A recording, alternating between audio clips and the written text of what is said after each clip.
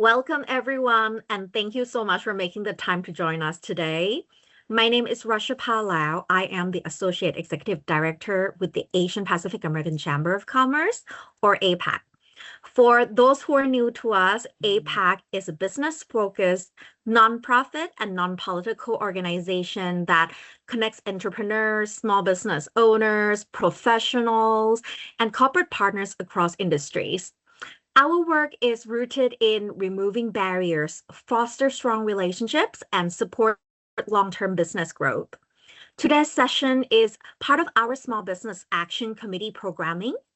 Our topic is about business acquisition, specifically how to find, structure, and close the deals without costly mistakes. Whether you are actively searching, already under the LOI, or just starting to think about acquisition as a growth strategy, this is the right place for you. Before we dive in, I want to take a moment to thank you to our sponsors, General Motors, Stellantis, Fifth Third Bank, and ITC Holdings for making this program possible.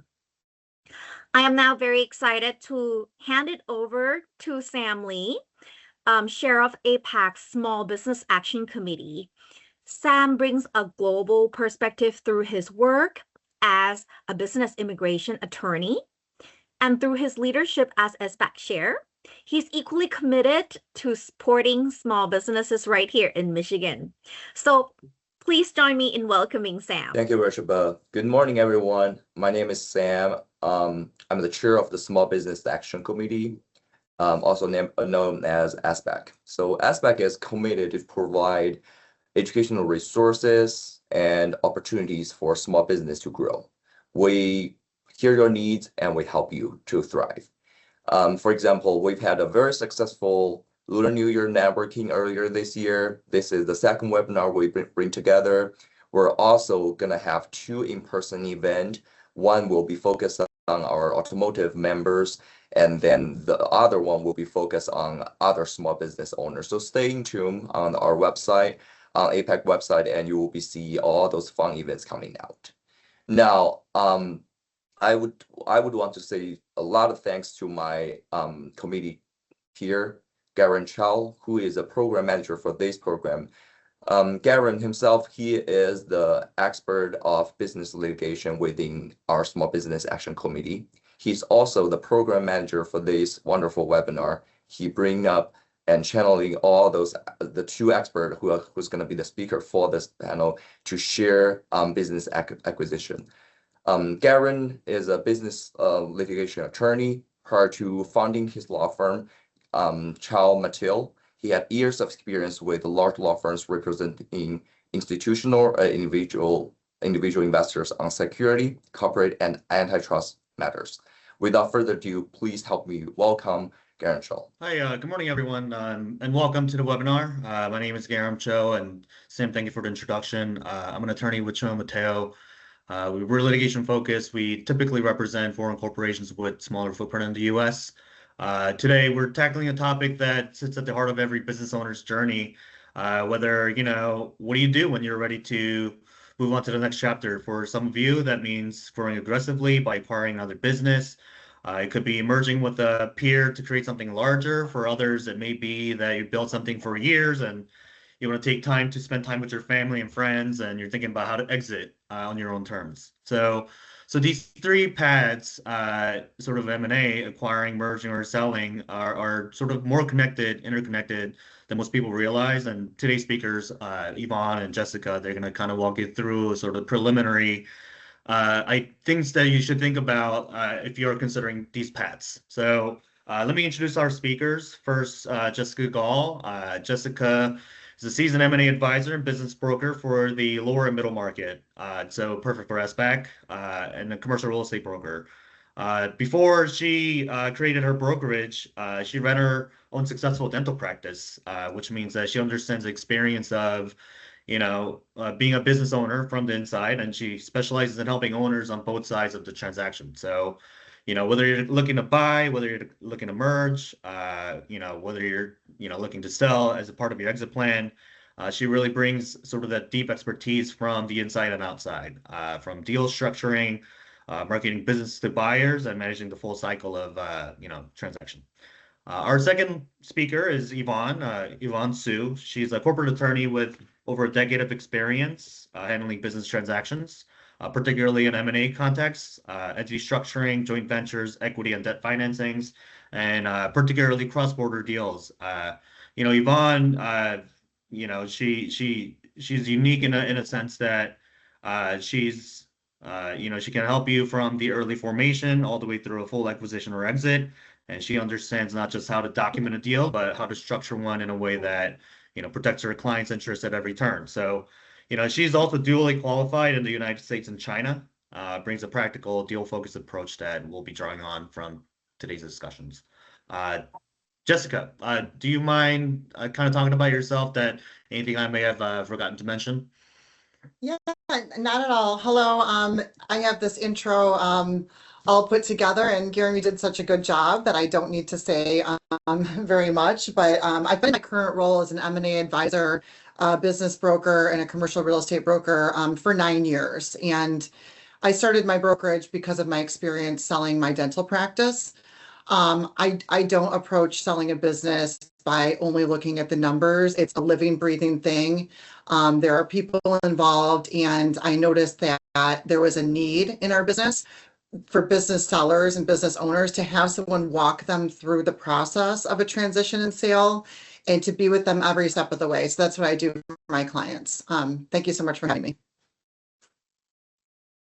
Hi, Yvonne. Your resume is pretty large, so I'm sure I've forgotten to mention quite a few things. Do you mind sort of covering a little bit more about yourself? Yeah, sure. Thanks, Garrett. Just before I slide, just want to make sure everybody can see the slide. The slides I share. Okay, good. Yeah, thanks, Garrett, and thank you, APAC, for having me. It's a real privilege to be here with everybody today. I'm Yvonne Xu. I'm a partner at the Taft Law Firm here in Southfield, Michigan. I've been practicing M&A for over 13 years. I have guided my clients through hundreds of transactions, buy side, sell side, mergers, and everything in between. And along the way, I have been fortunate enough to see what this work actually means for my clients I represent. For example, I help a founder who built her company literally from garage, close a deal that changed her life, a 7-figure payday, a well-earned retirement, and finally the trip she has been putting off for 20 years. And I work with buyers who started with very little and used series of acquisitions, one after another, to build generational wealth and financial freedom. But I've also been in a room where the deals fall apart. And let me tell you, few things hurt a business more than a failed transaction, especially when it happens because those mistakes can be avoided. So today I want to share what I've learned, the lessons I wish everybody knew before they ever sit down on the negotiation table. But first, I just want to take 2 minutes to discuss why this conversation matters right now, because the timing of this webinar isn't random. Something historic is happening in the American economy. So look at this slide. Earlier this year, McKinsey released a report called the Great Ownership Transfer. Their findings by 2035. Roughly 6 million US small and mid-sized businesses will need new owners. The baby boomers are retiring. However, their second generation usually don't want to take it over. So we are talking about $5 trillion in business value, 12 million American jobs. And here's the hard truth. 92% of business won't be sold. They will shut down. Not because they are failing, but because their owners didn't prepare enough for a sale in time. So whether you realize or not, we're entering the largest acquisition window in decades. If you are a buyer, it's a once-in-a-generation opportunity to buy something proven, profitable, cash flowing businesses, many of them at very favorable valuations right now. If you're a business owner, start thinking about an exit. Early planning is the most critical thing that's standing between a life-changing payday and a permanent close sign on your door. And if you don't have the money or you don't own a business today, but you want to leave your 9 to 5 and achieve your financial freedom, you can use your knowledge and skill in exchange for sweat equity in one of those businesses and also become an equity owner and share a piece during an exit.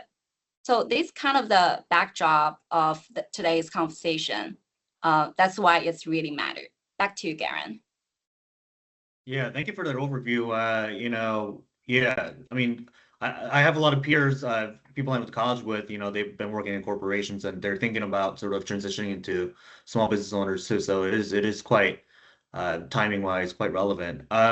So just to, Jessica, do you mind sort of, from your perspective, this high level, sort of these 3 essential strategic moves that a business owner might be considering, that's whether buying, selling, or merging.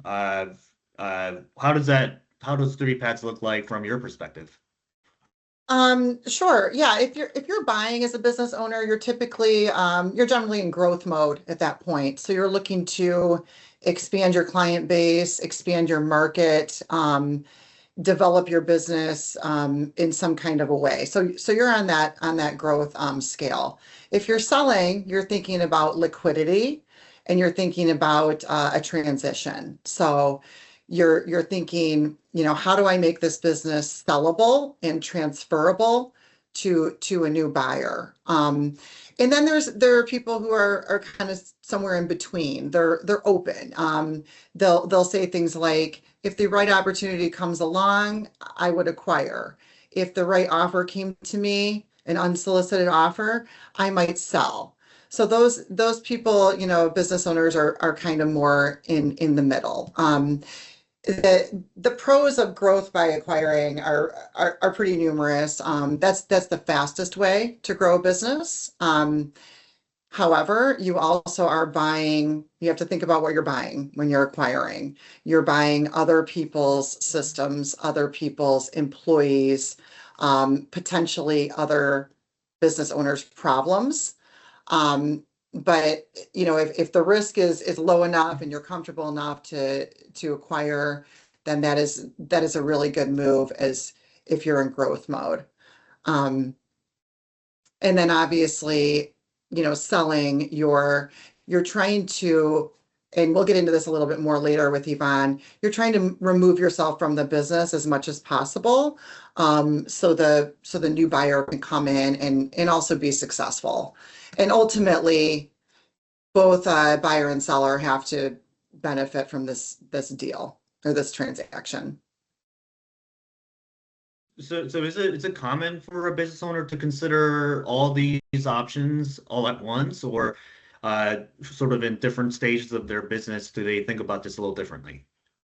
No, it's very common for a business owner to think about all 3, and it comes down to what are their personal goals and professional goals. Are they looking to retire, to move to Florida? Are they looking to maybe we all hear this phrase, take some chips off the table? That means maybe they don't want to own 100% of their business anymore. We just closed a deal where the seller now owns 20% of his company. He owned 100%, he sold 80%, he now owns 20%. So he is a minority equity partner in his company. That is a sale, but it's also, you could see that as a merger or a partnership. When that client first approached me, he wanted to sell everything. And he said, I'm done, I want to sell. Well, now he's in a business development role and he's absolutely loving life because he works for a much bigger company that he is now a part of, and he gets to benefit on their massive growth. So if they're considering these things at the same, like at the same time, in my sort of mind, you might think about things a little differently as a buyer or as a seller. So if there's sort of a different perspective and mindset about that, how does it affect how negotiations play out? Well, from the buy side, and I'm on one side or the other as an advisor, never both in the same deal. But the buyer is looking for minimal risk, so they're always looking to lower the risk of buying this business. They want the business to run how it runs now or better. You know, if it's very dependent on one client or one owner or operator, and that person leaves, that could severely affect the business. And then the seller is trying to transfer everything good about the business to the new buyer. So they're also trying to reduce the risk to the buyer and let them know that you are going to be successful. This business will be fine without me, and you should buy it, essentially. So both sides are trying to kind of come to an agreement. And it's really only a good deal if it works for both. If it's a bad deal for one or the other, then you shouldn't do it. Did I answer your question? Okay. Yeah, I think so. Yeah. Speaking of risks, Yvonne, from a legal standpoint, this is probably more of your wheelhouse. Do these paths require fundamentally different legal strategies, or are the building blocks essentially the same? Right. The building blocks of the deals are mostly the same. What changes, like Jessica mentioned, is who has the leverage, who carry the risk, and what do you need to do before you ever get to the table. Just think of it like buying a house. If you're the buyer, your first job is to try to find the right house. You're out there searching, evaluating the neighborhood, touring the properties, figuring out which one is worth your money. But if you're the seller, your job starts long before the listing goes up. You're fixing the roof, you are staging the kitchen, making sure everything looks great before the buyer walks through the door. But once both sides show up at the transaction, the process looks very similar. Inspection, title work, contracts, financing. The mechanics don't really change too much from that point. But what keeps you up at night, like Jessica mentioned, that's completely different. If you're the buyer, you're wondering, what am I missing? Are there problems behind the wall that I'm going to regret in 6 months? But if you're the seller, you're thinking, once I hand over the keys, am I finally down, or am I still on the hook for something 5 years down the road? So it's the same transaction, but two totally different sets of anxieties. And that's exactly what the purchase agreement matters so much.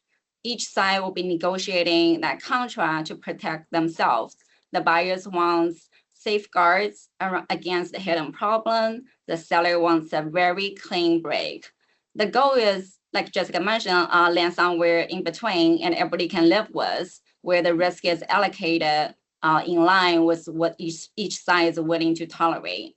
M&A works exactly the same way. The buyer's job is to find the right target. The seller's job is to get the business ready for market. And once both sides find a match and sit down, every deal uses the same legal toolkit: due diligence, purchase agreement, risk warranties, and indemnities, and tax structure, which we will cover in our later presentation. So your role determines how you use those tools, what you will be fighting for, and how risk gets allocated between the parties.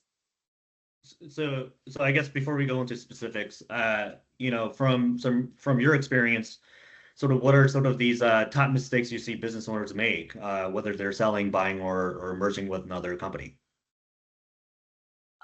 Every deal is very unique, but top mistakes are very surprisingly very consistent. The first is what I call the owner trap. This is kind of the biggest killer of value.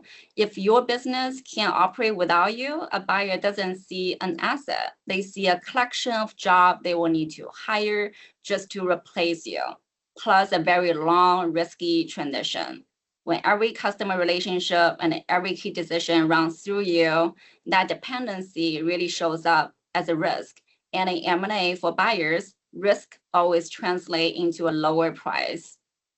The second is the failing the home inspection.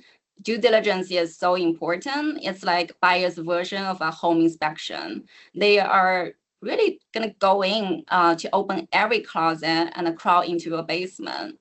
If you wait until the buyer shows up to your door, that will be too late. So you want to prepare your house for sale long before it goes to market. The third mistake is really not doing your tax planning. The difference between asset sale and a stock sale can really be millions of dollars. And there are a lot of tax planning tools you can use. Once the deal is set, your tax option will be very limited. So that is why important you should understand the tax implications before you start negotiating. So you are shaping the strategy, not reacting to a painful surprise at the closing table. Finally, if you have a multiple owners, you should get everybody aligned before you go into the deal. Somebody may want to retire and to have a big paycheck, but they are still young, they want to keep the company growing. So the goal will pull the transaction into different directions. The good news here is every one of those mistakes can be prevented and avoided if you have early preparation. We want you to solve the problem ahead of time so you can increase the odds of closing successfully. Yeah, gotcha. Yeah, that I think that's a good sort of reminder before we kind of go into sort of deal specifics here. So let's start with this sort of growth by acquisition kind of path. Let's say you want to scale. You want more customers, more revenue, maybe another market or a different product. If you're considering to buy an existing business rather than building from scratch, Jessica, what's the pros and cons of this particular strategy? Well, like I mentioned before, the biggest pro is speed. This is the fastest way to grow. So, for example, you have a company and you like to get more clients. You have to, do a lot of outreach or advertising or to get new customers. That's going to be more time consuming and expensive than in the long run than buying a whole batch of new clients or customers. So really in a good acquisition, if it's a good company, the risk is low. That's usually the right move. But you have to think about what you're buying because it's not you're typically not cherry picking. You're buying all of the business. You're acquiring the good, the bad, and the ugly. So you're buying their cash flow, you're buying their employees, systems, brand, reputation, recognition, all of those things. So to have a handle on what you're actually buying and who's coming with it. If you buy a company and all the employees leave right away, and those are your top producers, and they're the ones who make the company run, that would be a poor acquisition. So really important, like Yvonne said, to do a lot of due diligence in an acquisition or any kind of acquisition or add-on. So just to touch on that, so employee retention, how do you manage it as a buyer? Is it based on sort of employment contracts that exist, or is it you as a broker convincing them to be a part of this larger enterprise? Yeah, that's a great question. So, retention of employees, they can be incentivized to stay. I just worked with a company and the key employees all now have equity in that larger company. So they have a reason to stay for, a certain time period, in this case, 5 years, and then they get additional payouts. So that's definitely a way to keep them interested and engaged with the company. Sometimes they'll sign employment agreements before the transaction closes, but I like equity incentives a lot. I think that it really brings the team on board with the acquisition, and it's a positive way to have people help grow your company because they're getting paid. So let's say someone's interested in growing through acquisition. You as a broker, how do you find these companies to acquire? So most of the companies that I find when I'm sourcing for buyers are off market. So there are a couple platforms that list businesses for sale. They're not my go-to. So usually, through other brokers, through attorneys like yourself, CPAs, investment bankers. Sometimes we are actually calling and getting a hold of businesses that are not for sale and trying to convince them to consider a partnership or an acquisition. So it's very relational when we're looking for companies to buy. Gotcha. I think you were mentioning about potentially, maybe I heard it wrong, some sort of seller financing that may be available. I think we discussed it very briefly. Can you sort of discuss typical deal structures that you see, whether it's financing from a bank, from sort of federal small business loan, or earnouts or seller financing? Yeah, there are so many ways, Kiram, to structure a deal financially. So seller financing, the simplest way to explain it is I buy something from you, and instead of going to a bank and borrowing the money and giving it to you, you are acting as the lender for part of it. So I buy something from you for $100, you're going to finance $50. I'm going to make payments over time to you at an interest rate. So it's just a person becomes the lender. There's other ways to do it through a bank, conventional lending, government-backed lending, SBA loans. There are also private lenders. I work with a lot of private lenders who they will lend on businesses that a bank might not. Usually a higher interest rate, but sometimes that's the only way to get that loan. So we do pursue those options, and then earnouts. An earnout is when the seller is paid, over time. Usually it's tied to the operations of the company post closing. So someone's buying a business and they want to lower their risk, make sure this business still performs after they buy it, and then they pay out based on the business hitting certain benchmark goals. So sort of speaking on just minimizing risk, Yvonne, so from my understanding, there's sort of, you can buy the whole entity out or you can do sort of an asset purchase. Can you kind of go through sort of decisions that from a legal perspective, a buyer should make, whether they should buy the whole company out through equity or stock purchase or just asset purchase? Yeah, asset stock is one of the most critical decisions in any deal. Think of a business like a fish tank. The tank, the glass, the frame is a legal entity.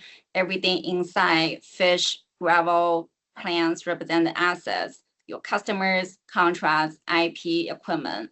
In a stock purchase, the buyer takes the entire tank. That means everything, including the dirty water at the bottom, past liabilities, old lawsuit, unpaid taxes, they all come with it. That's why sellers usually prefer this. It's a clean exit, simple execution, and they will get capital gains tax treatment.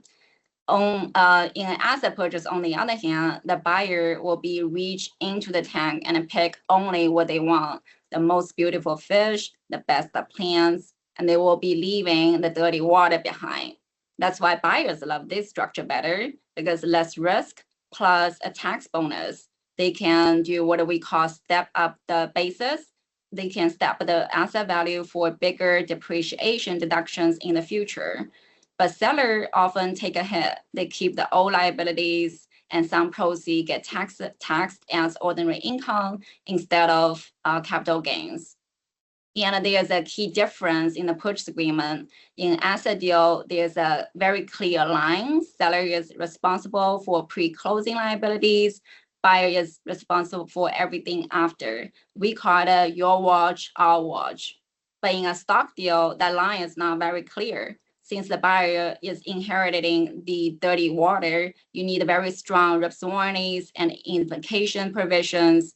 You need a detailed list of the liability the seller agrees to stand behind. And everything not on that list, it will be buyer's problem. So that's why stock deals usually involve much tougher risk warranty and indemnity negotiations and a much more critical diligence.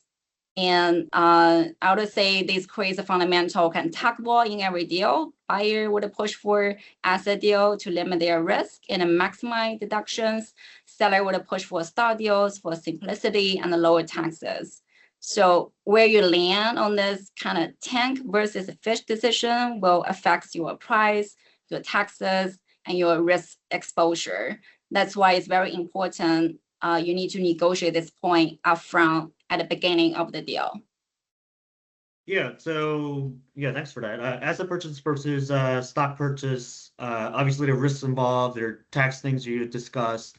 And it also sounds like due diligence might look quite different from asset purchase to buying the whole company out. Can you sort of discuss a little bit about what due diligence looks like? Yeah, sure. So on the due diligence, you will cover, sorry, let me get to the slide where we talk about the due diligence. So diligence is kind of like a deep dive in your business. We are not actually looking for a perfect company. They don't usually exist, but you're looking for the hidden landmine that could explode after deal close.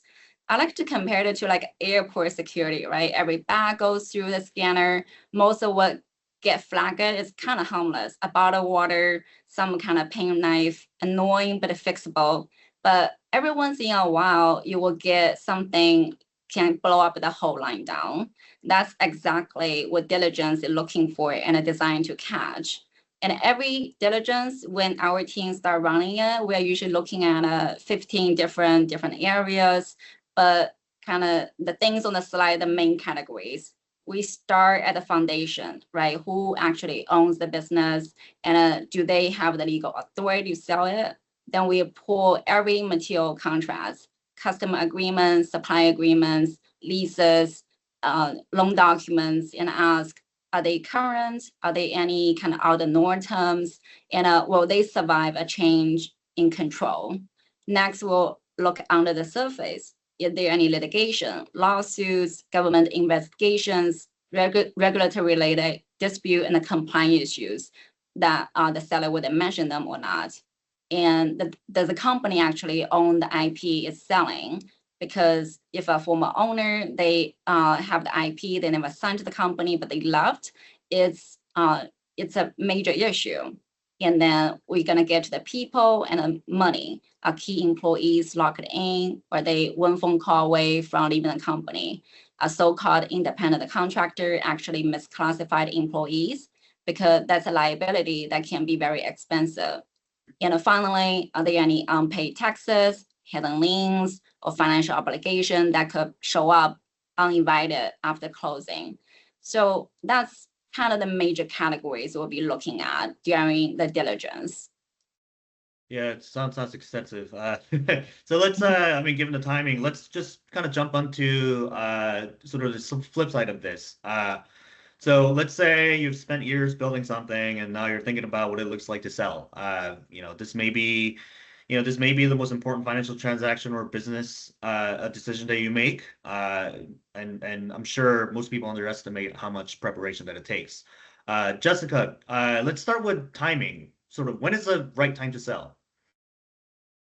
Well, the right time to sell is when revenues are strong, profits are high, the business is running independently of you, the owner, and you still have the energy and desire to participate in a transition. The average transition or sale, start to finish, is 12 to 24 months average in my world.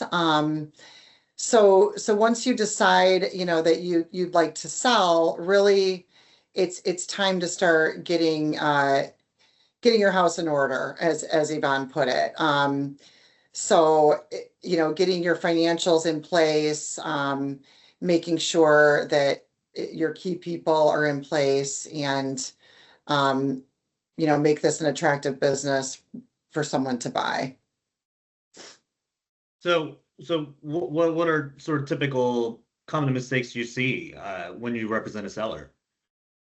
Common mistakes are not having your financials in order. That's the most common.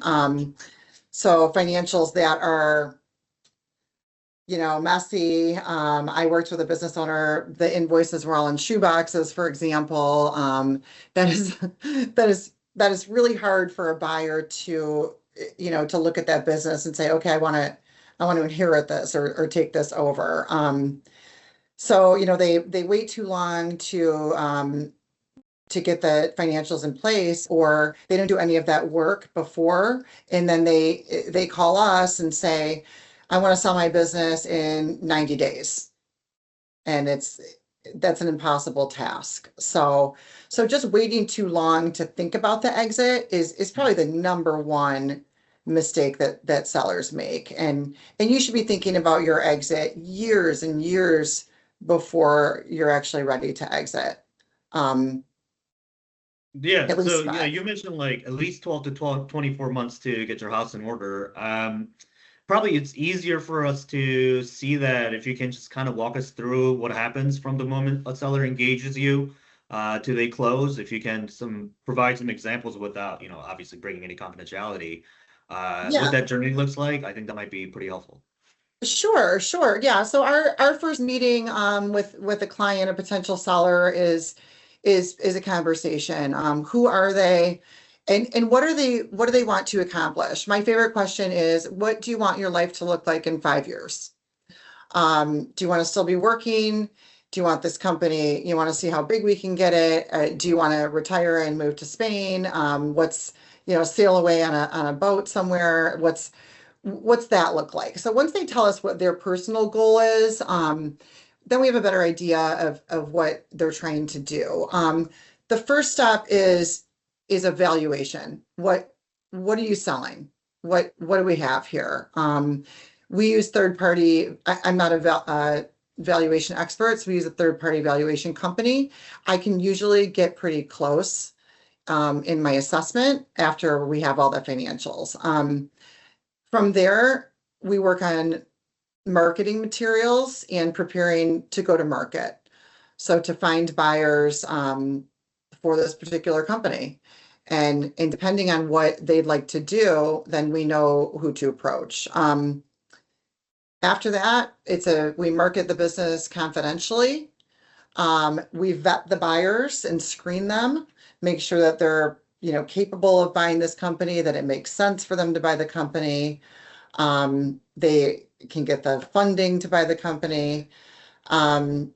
And then once they decide a buyer, they're interested, they will submit something called an LOI.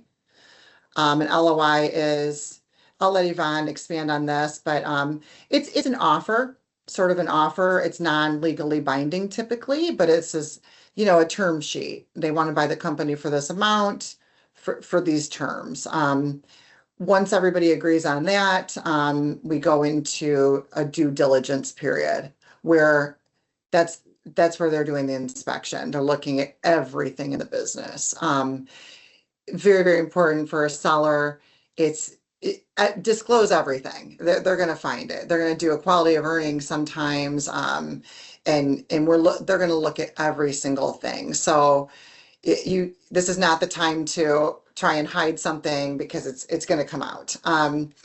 And then once we get through due diligence, purchase agreements are drafted, negotiated by the attorneys, and then we close. And the closing is not that exciting. It's usually it's a transfer of funds and a signing of documents, and then the business is transferred and there's a transition period.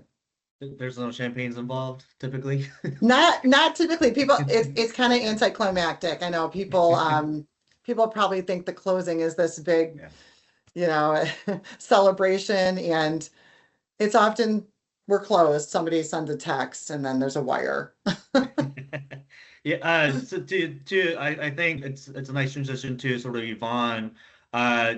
We talked about sort of preparing 12 to 24 months. Yvonne, what does a seller need to have in order before they even go to market? Yeah, it's just like buying a car, right? If you use the car from a lot, it's assets, and versus buying a car certified pre-owned, same car, but certified version, you will get a 20 to 30% premium because the buyer isn't guessing, and that's exactly how M&A works. Before you ever talk to a buyer, we act like one. If we are representing a seller, we will start with what we call a full scope self-diligence. We will give you exactly the same diligence request list the buyer will be presenting to you. You run through the 15 different categories, and we try to fix the problem first. Those missing signatures, messy ownership cap table, unresolved disputes, we clean all of those up. So when buyer find those issues, it's already clean, and they will find very little or zero major surprises. Because in M&A, a surprise, especially late in the process, doesn't just slow the process down. It will come straight out of your pocket. They will cut down your purchase price. and it can even kill a deal. And in general, the later the surprise comes up, the more expensive it's gonna cost you. So the self-diligence is what we kind of transfer and transform your business from assets gamble into a kind of certified assets. And the same company, you'll attract different buyers, attract different offers. Like just Jessica mentioned, ideally the process will start 12 to 24 months before you plan to sell. And the lead time will give you a lot of room to fix the foundation, strengthening your position, and you can go to the market fully prepared and with confidence. Okay. That sounds good. What about like something that comes to my mind is what about like non-competes? What if, you sell and then, you're probably not supposed to go next door and open the same business again. How does that typically look like? Yeah, non-compete is very common and it's expected, right? It's usually come with 5 years, and you're expected during that period of time you're not competing with the person who buy your business. They exist for a very good reason. The buyer isn't just buying your equipment or contract; they are paying for your customer relationship and your goodwill. If you could open a competing business across street on Monday after you close on Friday, what exactly were they buying, right? But then what it most matters how reasonable that non-compete looks like. In the middle market deals, like I said, it's usually 5 years for the time. And if you push beyond that, it feels like a more like protection than it feels like a permanent ban. For the geography, the restriction should match where the business actually functioning and operating right now.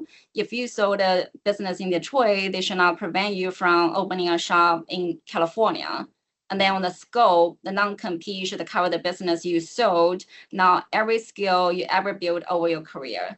If you can get these right, and a non-compete will feel more fair. And if you get them wrong, you're basically sign away your future. And also the smart seller, they always will push back. The buyer should own the business, but not your entire professional identity. That's what experience the seller, they will negotiate for carve out, like the ability to make passive investment, the right to keep running your side business, very pretty much unrelated to what you have sold, and the freedom to use your name and expertise for like nonprofit, speaking engagement, or industry seminars. So they sound like a very small details, but they will define how your life looks like in the next 5 years, especially if you're not working for the buyer as a rollover equity owner. So a well-drafted non-compete will let you walk away and move on. A poorly drafted one can put your career on ice for a long period of time, and they can cause lawsuit.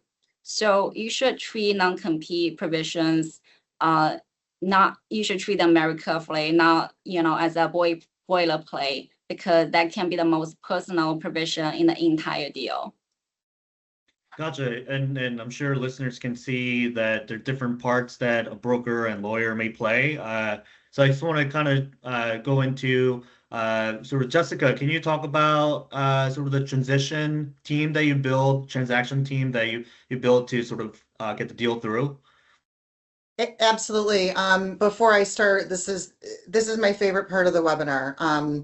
I feel very, very strongly about a strong transition team. So what's a transition team? So we have, your M&A advisor or broker, that's me, a transaction attorney, Yvonne, a CPA, a wealth advisor. I would also add, a tax planning professional in there, and all these people, all these professionals have to work together for the benefit of their mutual client. And I want to stress that we all have the same goal. Our goal is to sell the business, get the most money for our client, have it be a good deal for both buyer and seller. Your M&A advisor. So my role is to is to communicate with everyone on the team, keep the deal moving forward. If something is requested from the buyer, I make sure that they get it, and follow up and constantly, keep everybody on track and keep the conversations moving forward. But your attorney and your broker, everyone should feel free to talk to everybody else. If somebody needs something, they should be able to call the broker and get it. Or if somebody has a concern, they should be able to talk to the other person. So this is really important. Another thing, your attorney should be a transaction attorney. There are a lot of doctors out there who practice medicine, but they're not all the one to go to if you need heart surgery. Same with attorneys. If you're working with an attorney who's never sold a business or been a part of a transaction, that's probably not the right choice to sell a business. So someone like Yvonne, who is fluent in all these contracts and buying and selling and asset versus equity, it's very, very important. So yeah. So Yvonne, obviously you've done many deals. Could you sort of go through, what makes sort of transaction attorney a little bit different from somebody who's a generalist, and what sort of sellers or buyers should expect in terms of how much they should, budget for legal fees? Yeah, sure. So M&A attorney is will require very different discipline, right? M&A attorney isn't just drafting your document. They are negotiating the deal alongside you. They know what's market right now, what buyers are expecting, what sellers can push for, and then what battles you should fighting versus which one just kind of gonna burn go well. They understand how to structure reps, warranties, indemnities, earn-out, and closing protections in a way that protects you without killing the deal momentum. And most importantly, they were seeing how deals fall apart, so they know how to keep yours together. In terms of the fees, honest answer is it depends, right? It depends on how complex the deal can be. It depends on the scope of the engagement. Are we handling the full transaction or just specific pieces? It also depends on the structure, the timeline, and how clean or messy the business going into diligence.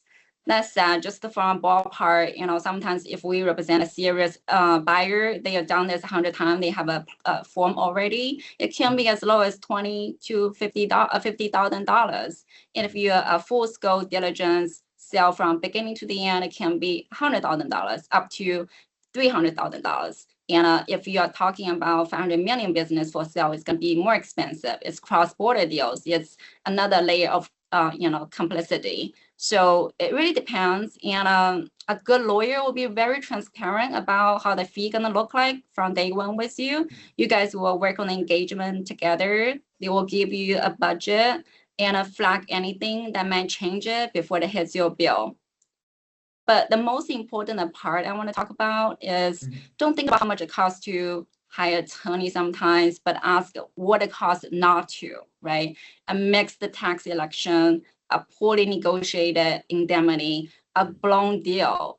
Any of those can cost you way much more than the money you're going to spend on your lawyers, advisors, and a different discipline who come together to protect you. So the short answer, is talk with your lawyer honestly and upfront. You will get an idea, why you hire M&A attorney and what cost gonna look like. Yeah, I'll tell you from the litigation perspective, if things go wrong, you'll spend a lot more money on litigation than some sort of the due diligence of getting done things right in the first place. So one last question, I guess. When should buyers or sellers engage a lawyer? Which sort of timeline, which process, at which point they should really think about this, as opposed to doing it last minute to not give enough time for proper due diligence or contract drafting gets done. Yeah, the short answer is as early as possible. Ideally, before you sign the NDA, so we can help you start the self-diligence process we talk on the presentation about earlier, and absolutely no later than the LOI negotiations. here's why it matters. Bring in legal counsel after the LOI is signed. It's like calling the architect after the foundation is already poured. Sure, they can still kind of help, but only within the constraints what's already being set. Want to change the layout? It's already too late. So the big decisions already locked in the LOI. And here's a lot of people don't realize. Most LOIs are not as non-binding as they sound. They typically already lock in the key terms, right? Price, structure, indemnity packet, non-compete, timing, and exclusivity. Once you sign, you're usually giving the other side 60 to 90 days where you can't talk to anybody else.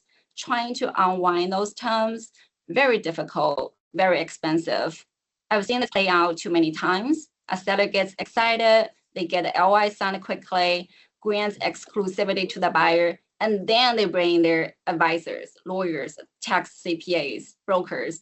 The buyer, when the lawyer saw the structure and finds real problems, now you want to renegotiate the deal. And the buyer will say, right, we already negotiated this. The deal hasn't changed. Why are you trying to renegotiate? At that point, your leverage is already gone. You're playing defense rather than running your own transactions. So that's why we want to be engaged as early as possible. It's actually save you a lot of money than bringing us later and playing the catch-up game. Yeah. And I want to add to that. Thank you. I tell my clients, we don't sign anything without an attorney, nothing. LOIs will come in, they are term sheets, they constantly refer back to them in the deal.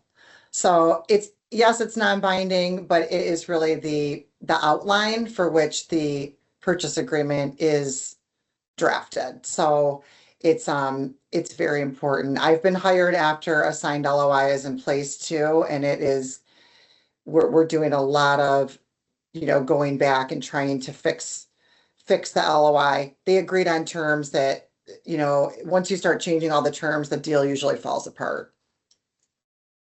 Yeah, I do want to leave some room for some questions and answers. I think Nicole asked the question, how does creating a subsidiary for the purposes of a deal play into the process? I think that requires a long answer, but Yvonne, do you want to kind of tackle that briefly? Sorry, what's the question? How does creating a subsidiary for the purposes of the deal play into the process? If it's equity, if it's equity, you just go with the deal. If it's asset, you can buy assets from the parent company and also the subsidiary. Mm-hmm. It's just a matter of how to structure the deal. Gotcha. Yeah, I'll open it to anybody else who might have questions. Last 6 minutes we have. I guess you can turn your camera on and ask your question, or you can type it in the chat. I'll try to read it. Hey, Annie. Hi, Yvonne. How are you? Good. How are you? Good to see you. I'm good. Good to see you. Hi, Jessica. Great conversation. Really, really insightful. Thank you. Okay, I have a quick question in regards to, you had put up a slide that said the broker, attorney, the CPA, the wealth advisor gets involved in most of the transaction. When capital is part of a transaction, when do we typically see commercial bankers enter the process? And what is the risk when we're brought in a little too late to the table? So Annie, are you a lender? I am. Okay. Bank of America Okay. commercial banker. Okay. Oh, nice to meet you. I think, yeah, you look familiar. So for a buyer, they should already be having conversations with their lender before they're issuing an LOI, in my opinion, in a perfect world. I want the lender to enter the deal as soon as possible. I actually have notes right here, and a lender or financial advisor are both on my list in the transaction team, because if the funding is not, if the loan doesn't occur, then this doesn't close. So you're critical to the deal. Yes. I've been in situations where the evaluations get done prior to the lenders getting involved, and then we do our own evaluation. And sometimes our evaluations either come in higher or lower than what theirs is doing, and we have to honor ours. So it's always like a risk when the lenders kind of get left behind, or they do private financing, meaning that they will finance the whole thing and they do their own evaluations, and then the banks don't really get involved. So then again, they don't have proper attorneys at the table, CPAs, and they're paying too much for the business. Yeah, and a lot of the Yes. times, sorry to interrupt. I have done a lot of deals where the buyer did not raise fund, and the deal, fall apart. So especially if it's later in the deal, if you already have a purchase agreement and then you cannot raise fund, it's a very painful blown deal.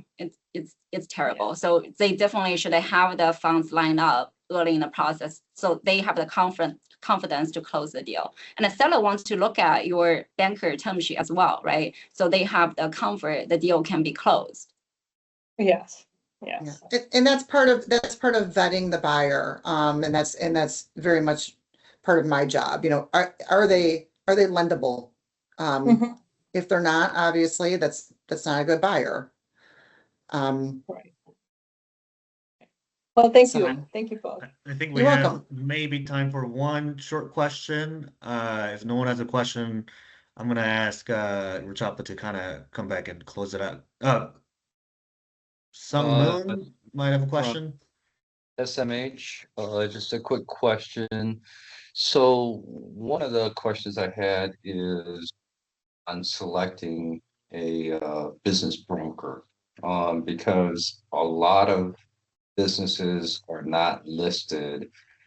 I feel like it might be better to go with more of a national firm that has a bigger reach than a smaller firm. So how do you advise people to look for brokers or work with multiple brokers, because you have these unlisted businesses that are out there? Right. So you're asking for a buyer from the buy side? Buyer standpoint is, what is a good way in selecting a broker? Okay, yeah. So from the buyer's perspective, I can, obviously I'll answer that with my experience. So I'll talk about myself. I have a boutique firm. So we are not, a huge national firm that puts everything on their website. Pros and cons, those firms do run into a lot of listings. They have a large catalog of businesses typically. The con is, I can speak about my pros. When I'm hired by a buyer to go find them a business, I strategically go find them a business. I just had someone recently hire me. They want a very specific business. They want something that manufactures this specific product in this specific region. It happens to be in the Pacific Northwest. So my associates and I are, we have several meetings already set up. We are combing that area and finding them that business. I don't know if the larger firms do that. They might show you everything they have or that their partners have. I don't know if they go out and solicit off-market deals. I do that. So I think the best thing to do is to interview a large firm, and then interview, a boutique firm, and have them tell you what they do and what they've done, and then see which one is the better fit. I don't have any negatives really. There's no cons to say about the big firms. They're just big. That's not for everyone, but some people, they want that. Before we close out, there's an event to keep on your radar. If your business needs more visibility, more foot traffic, or more people talking about you online, this event will be for you. On September 14, APAC is hosting the Business Brand and Influence Networking event at Bamboo Royal Oak.